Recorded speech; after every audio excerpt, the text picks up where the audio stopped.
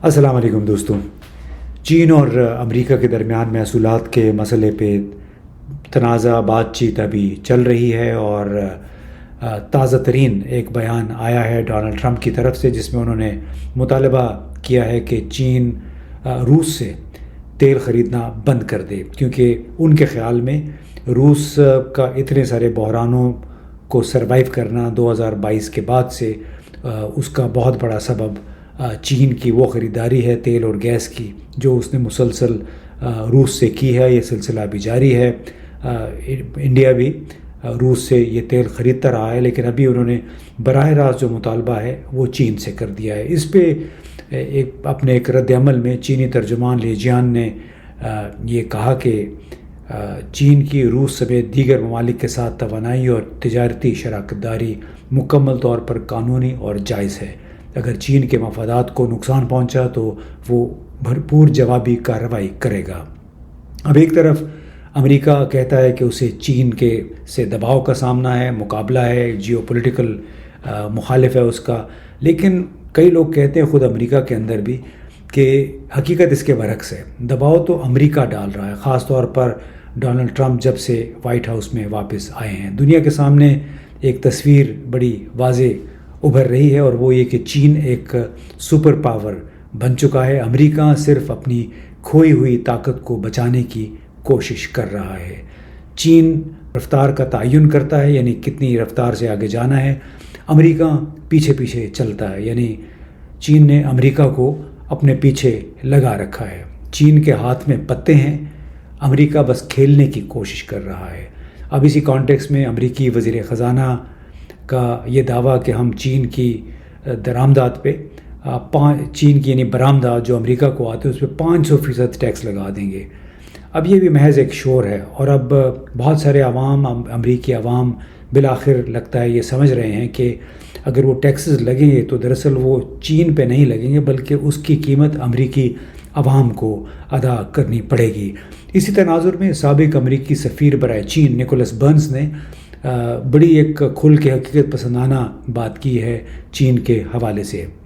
انہوں نے ایک تقریب سے خطاب کرتے ہوئے کہا کہ ہم نے چینی طاقت کو ہمیشہ کم سمجھا، انڈر ایسٹیمیٹ کیا. میرا خیال ہے کہ چینی ٹیکنالوجی، فوج اور معیشت ہماری سوچ سے کہیں زیادہ مضبوط ہیں. انہوں نے اپنی اس بات کو تقویت دینے کے لیے چین کے ہائی سپیڈ ٹرین کے انفراسٹرکچر، سائنس اور انجینئرنگ کے طلباء کی تعداد اور چینی سفارتکاری اور فوجی حکمت عملی کا موازنہ امریکہ سے کیا. چین میں انفراسٹرکچر کی جس سطح تک ترقی ہوئی ہے، نکولس برنز کے مطابق امریکہ اس کا مقابلہ نہیں کر سکتا، اور یہی چین کی بڑی قوت ہے یا اسٹرینگتھ ہے. وہاں پہ سائنسدانوں کی تعداد بہت زیادہ ہے، یعنی جو science and technology, engineering, medicine کے جو اسٹوڈنٹس ہیں بحیثیت مجموعی، ان کی تعداد کوئی 34% ہے، جبکہ امریکہ میں اسٹیم اسٹوڈنٹس کی شرح جو ہے یونیورسٹیز میں وہ کوئی بمشکل 6% ہے، 5.6%. اور اگر موازنہ کریں کہ چین کی آبادی تو 1.4 ارب ہے، جبکہ امریکہ کی آبادی صرف کوئی 333 ملین ہے، یعنی 33 کروڑ کے قریب. اس طرح چین کی جو GDP ہے، سالانہ شرح ترقی، وہ کوئی 19 کھرب ڈالر کے قریب پہنچ چکی ہے. امریکہ کی جو GDP ہے وہ کوئی 25-26 ٹریلین ڈالر بتائی جاتی ہے. تو رفتہ رفتہ یہ فرق کم ہوتا جا رہا ہے. اس کے لیے اب چین کی حکمت عملی کیا رہی ہے؟ اس نے 10، 20 یا 30 سال کے طویل مدتی منصوبے بنا کر ان پر عمل کیا ہے، عمل کر رہا ہے، کیونکہ اس کے سامنے کوئی سیاسی مزاحمت نہیں آتی. اس لیے یہ سمجھنا بہت آسان ہے کہ امریکہ چین کے اوپر کنٹرول حاصل کرنا، اور خاص طور پہ اس کی ٹیکنالوجیز، اور اب تازہ ترین جو تنازع پیدا ہوا ہے وہ ریئر ارتھ ٹیکنالوجیز ہیں، یعنی جو قیمتی دھاتوں کی پروسیسنگ ہے اس سے متعلق ٹیکنالوجیز ہے، جس کے اوپر چین نے تازہ ترین پابندیاں عائد کی ہیں، اس کو ریگولیٹ کرنے کی کوشش کی ہے. وہی کام کیا ہے چین نے جو کہ اس سے پہلے امریکہ اور یورپی ممالک کرتے رہے ہیں. ٹیکنالوجیز پہ پابندیاں لگاتے رہے ہیں. 5G کو انہوں نے ہواوے پہ پابندیاں لگائیں کہ امریکہ اور یورپ میں یہ چیزیں نہ پہنچ سکیں. اور ابھی امریکہ چلا اٹھا ہے کیونکہ تقریباً 91-92% ریئر ارتھ ٹیکنالوجی کی پروسیسنگ صلاحیت ہے وہ چین کے پاس ہے، اور اب انہوں نے نئی پابندیاں لگا دی ہیں، باقاعدہ ایک لائسنس کے تحت یہ ٹیکنالوجی چین سے برآمد ہو سکے گی، اور چین اگر راضی ہوگا تو تبھی یہ کسی متعلقہ ملک تک جا سکے گی۔ اب بہت سارے لوگوں کا کہنا ہے امریکہ کے اندر کہ امریکہ طاقت اور دباؤ ڈالنے کی پوزیشن اب کھو چکا ہے، اب صرف دھمکیاں باقی رہ گئی ہیں، اور وہ اس لیے کہ چین ابتدا ہی سے 1978 سے ہی اس لمحے کی تیاری کر رہا تھا، بلکہ اس سے پہلے چیئرمین ماؤ نے انقلاب کے فوراً بعد یہ کہہ دیا تھا کہ امریکہ کبھی بھی ہمارا دوست نہیں ہوگا، ہم نے اس کا مقابلہ کرنا ہے۔ اور چینی قیادت کو دو باتیں بڑی واضح تھیں کہ ایک دن وہ امریکہ کے ہم پلہ ہو جائیں گے، اور دوسرا یہ کہ امریکہ ہمیشہ انہیں روکنے کی کوشش کرے گا۔ یہ تھا چیئرمین ماؤ نے اپنی فوج کو، اپنی کمیونسٹ پارٹی کو بتایا تھا کئی دہائیاں پہلے کہ چین آپ کے راستے میں ہر قسم کی رکاوٹ ڈالے گا، آپ نے اس کی پرواہ نہیں کرنی۔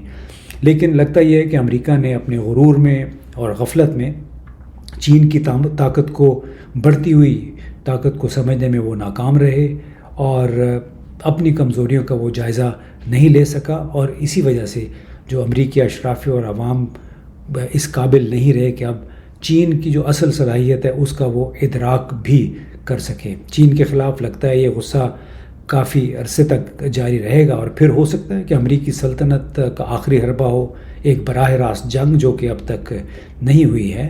اور اس کا جو اظہار ہے، امریکہ جس جھنجھلاہٹ کا شکار ہے چین کے حوالے سے، اس کا ایک مظاہرہ حال ہی میں امریکی وزیر خزانہ اسکاٹ بیسنٹ نے کیا، جب چین کے ساتھ مذاکرات کے دوران ان کے ساتھ جو مذاکرات کار ہیں، ایک اس مذاکراتی ٹیم میں شامل ایک چینی رکن کے حوالے سے انہوں نے بڑی توہین آمیز زبان استعمال کی۔ چین کے ترجمان کے مطابق یہ ایک بڑا غیر اخلاقی فعل ہے، اور اس رویے نے بہت سارے لوگوں کو حیران کر دیا ہے۔ چینی حکومت کے ترجمان کے مطابق ایک اور جو اسی ٹیکنالوجی سے متعلق جو تازہ ترین ڈیولپمنٹ ہے کہ یورپین یونین نے جو چین کو کہا ہے کہ اب آئندہ آپ کو تمام ٹیکنالوجی ٹرانسفر بھی کرنا پڑے گا جب بھی اگر آپ یہاں پہ کوئی سرمایہ کاری کرنا چاہتے ہیں۔ تو چین کے ترجمان نے جواب میں یہ کہا کہ یہ ہم یورپ کو سکھا سکتے ہیں کہ آپ زبردستی کا کام کیا کر سکتے ہیں۔ وہ یہ ہے کہ ہم یورپ کو سکھا سکتے ہیں کہ 800 ملین لوگوں کو آپ غربت سے کیسے نکال سکتے ہیں۔ یورپین یونین کی بڑی شدید یہ خواہش ہے کہ جب چینی کمپنیاں وہاں سرمایہ کاری کرے تو انہیں ٹیکنالوجی منتقل کرنے پر مجبور کیا جائے، جیسا کہ ماضی میں چین میں غیر ملکی کمپنیوں کے ساتھ ہوتا تھا۔ لیکن چینی ترجمان نے کہا کہ اب ہم تعین کریں گے اس امریکہ کہ کون سی ٹیکنالوجی کس وقت ٹرانسفر ہوگی۔ اور امریکہ نے یہ بھی کہا ہے کہ چین نے ریئر ارتھ ٹیکنالوجی کے حوالے سے پابندیاں لگائی ہیں، وہ بڑی اشتعال انگیز ہے۔ حالانکہ سب کو یاد ہے کہ خود چین کے خلاف سال ہر سال سے امریکہ نے یہی حکمت عملی اختیار کر رکھی تھی۔ اب اس وقت وائٹ ہاؤس نے یہ کہا ہے کہ چین کو دنیا کے لیے ریئر ارتھ ٹیکنالوجیز اور ریئر ارتھ قیمتی معدنیات دھاتوں پر اجارہ داری قائم کرنے نہیں دے گا، جبکہ چین کا یہ کہنا ہے کہ یہ انداز گفتگو، یہ اقدامات عالمی امن، خطے کے استحکام اور بین الاقوامی قوانین کے مطابق کیے گئے ہیں۔ اب ایسا لگتا ہے کہ امریکہ نے جو رویہ اختیار کر رکھا ہے کافی عرصے سے کہ وہ اپنی طرف سے جتنی مرضی پابندیاں لگا لیں، جتنا مرضی پروپیگنڈا کر لیں، وہ جائز ہے۔ لیکن چین اگر کوئی اسی قسم کا اقدام کرتا ہے تو اس کو وہ جارحانہ قرار دیتے ہیں، یعنی میرے لیے جائز، آپ کے لیے ناجائز۔ یہی واشنگٹن کا رویہ ہے، یہی مغربی میڈیا میں بھی ہمیشہ سے ایسی بات ہوتی رہی ہے کہ جب شنجیانگ کے حوالے سے، حقوق انسانی کے حوالے سے Fox T V, BBC، CNN پہ بے شمار پروپیگنڈا ہوتا تھا، لیکن جب سے اسرائیل نے غزہ میں فلسطینیوں کا قتل عام شروع کیا اکتوبر 2023 سے، اس کے بعد سے شنجیانگ میں حقوق انسانی کا جو ذکر ہے، حقوق انسانی کی خلاف ورزیوں کا، وہ خاصی حد تک ختم ہو گیا ہے۔ اب چین نے ریئر ارتھ ٹیکنالوجیز پر جو سخت کنٹرول عائد کیا ہے، اس کا دراصل وہ عالمی سپلائی چین میں اس نے طاقت کے توازن کو اپنے حق میں کر دیا ہے۔ اس کی پوزیشن واضح ہے کہ امریکہ ایک طرف مذاکرات کی بات کرتا ہے، دوسری طرف برآمدی محصولات پہ پابندیاں اس میں اضافہ کر دیتا ہے، مزید پابندیاں لگاتا ہے۔ چین کے ساتھ معاملات درست کرنے کا یہ انداز نہیں ہے، بات چیت کرنی ہوگی، برابری، احترام، باہمی مفاد کی بنیاد پہ۔ اور اب تو بلکہ یہ بھی ہے کہ امریکی میڈیا بھی CNN سمیت یہ ماننے پر مجبور ہو گئے ہیں کہ اصل میں امریکہ نے ہی تجارتی کشیدگی بڑھائی ہے، چین کی پابندیاں صرف جوابی اقدام تھا۔ اب سچ چھپانا امریکی میڈیا کے لیے بھی مشکل ہو گیا ہے۔